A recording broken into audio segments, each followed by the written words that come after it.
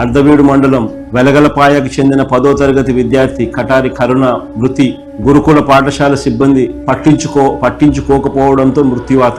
ఎన్టీఆర్ జిల్లా ఏకొండూరు మండలం పెదతాండాలో అంగన్వాడీ 5 మంది చిన్నారులు అస్వస్థత. సత్యసాయి జిల్లా పెనుకొండ నియోజకవర్గంలో సోమందిపల్లి మండలం పాపిరెడ్డిపల్లి కస్తూర్బా పాఠశాలలో కలుషిత ఆహారం తిని 25 మంది విద్యార్థులు అస్వస్థత. శ్రీకాకుళం జిల్లా నర్సన్నపేట మండలంలో బసివలస ప్రభుత్వ పాఠశాలలో మధ్యాహ్నం భోజనం కోసం బియ్యం సిద్ధం చేస్తుండగా బయటపడిన పురుగులు. వైఎస్ఆర్ కడప జిల్లా Idupulapaya RK valley IIIT campus లోని భోజనంలో పురుగులు. కృష్ణా జిల్లా చల్లపల్లి మండలం పురిటిగడ్డ జిల్లా పరిషత్ ఉన్నత పాఠశాలలో హై స్కూల్ ప్లస్ కళాశాలలో మధ్యాహ్న భోజనంలో పురుగులు.